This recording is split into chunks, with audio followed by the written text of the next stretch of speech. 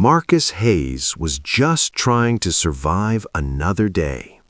His 7-year-old daughter, Lily, believed in miracles. Detective Sarah Chen believed in the law. But when a $50,000 diamond necklace vanished at Chicago's most exclusive charity gala, none of them knew that one little girl's voice would shatter everything they thought was true. Marcus Hayes stared at the eviction notice taped to his apartment door. 3 days. That's all he had left before his daughter would be sleeping in his car.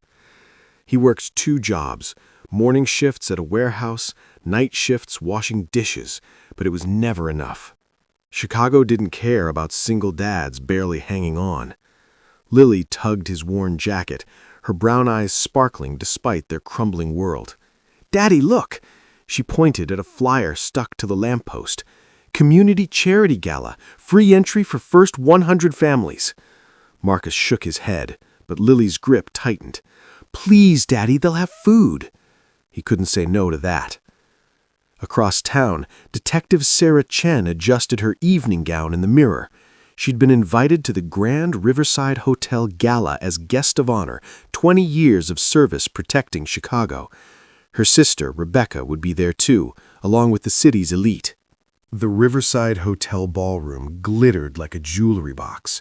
Crystal chandeliers, orchestra music, women in designer dresses, men in $1,000 suits. Marcus felt every stare as he walked in with Lily, her sneakers squeaking against marble floors. She wore her cleanest dress, a faded blue thing from a thrift store, but her smile, priceless. Sarah Chen stood near the stage, champagne in hand, laughing with the mayor. Her sister Rebecca, a prominent attorney, held court nearby, dripping in diamonds.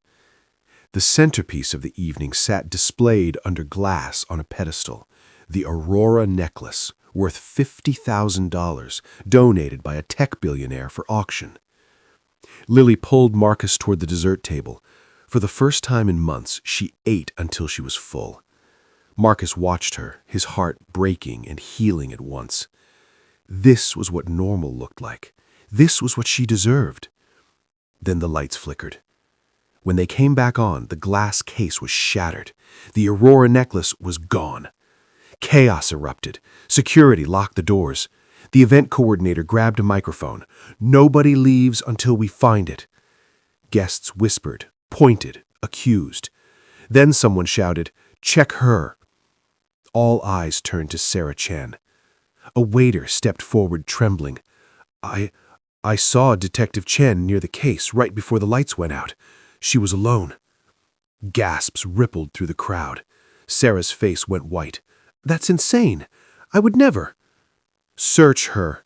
Rebecca's voice cut through the room like a blade. Sarah spun toward her sister, stunned. "Rebecca, you can't be serious." "You've been under investigation at work, Sarah. Don't think I don't know." Rebecca's eyes were cold, furious. "You've been stressed about money. Maybe you finally snapped." The mayor stepped back. Former colleagues avoided Sarah's gaze. Security moved toward her. Sarah felt her world collapsing. Her sister, her own blood, had just thrown her to the wolves. "I didn't take it!" Sarah's voice cracked. But the crowd had already decided. Phones came out. Photos snapped. Videos recorded. A decorated detective, now a suspected thief. Then a small voice pierced the noise. "She didn't do it." Everyone turned. Lily stood in the center of the ballroom, her tiny frame shaking but her voice steady. Marcus rushed forward. "Lily, no, come here." "The waiter is lying, Daddy." Lily pointed at the same man who'd accused Sarah. "I saw him. When the lights went out, he used a stick to break the glass. He put the necklace in his jacket. I was hiding under the dessert table because I dropped my fork." The room went silent. The waiter's face drained of color. "She's just a kid. She doesn't know what she's talking about." "Check his jacket," Lily said. Security moved fast. The waiter bolted, but 2 guards tackled him before he reached the door. They searched him. Inside his jacket pocket, wrapped in cloth, was the Aurora necklace. The ballroom exploded. Applause, gasps, confusion. The waiter was dragged away, screaming excuses. Sarah stood frozen, tears streaming down her face. She looked at the little girl who had just saved her career, her reputation, her life. Rebecca pushed through the crowd, her face twisted with guilt and shame. "Sarah, I'm so sorry. I don't know what I was thinking. I was angry. I was scared. Sarah raised a hand. "Not now, Rebecca." She walked straight to Lily and knelt down, eye level. "What's your name, sweetheart?" "Lily." "Lily, you just did something incredibly brave. Thank you." Sarah's voice shook. She looked up at Marcus. "You raised an extraordinary daughter." Marcus nodded, unable to speak. Sarah stood, addressing the crowd. "This child showed more courage and integrity than most adults in this room, including my own sister." Rebecca looked away, tears rolling down her cheeks. The mayor approached Sarah, apologizing profusely. The crowd clapped. Photographers snapped pictures of Sarah and Lily together. For one shining moment, the world felt right. But Marcus and Lily slipped out quietly. They had an eviction notice waiting at home. 3 weeks later, Marcus sat in his car outside the warehouse where he used to work. Used to. He'd been let go for missing too many shifts. Lily was in the back seat, wrapped in his jacket, shivering. They'd been living in the car for 2 weeks. He'd lied to her, told her it was an adventure, but her cough was getting worse. He had $17 left. No family. No options. He buried his face in his hands and let himself cry. A knock on the window made him jump. Detective Sarah Chen stood outside in her uniform. Marcus's stomach dropped. Was he parked illegally? Was she going to arrest him? He rolled down the window.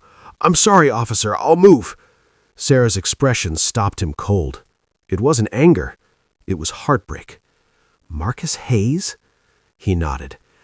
"I've been looking for you for 3 weeks."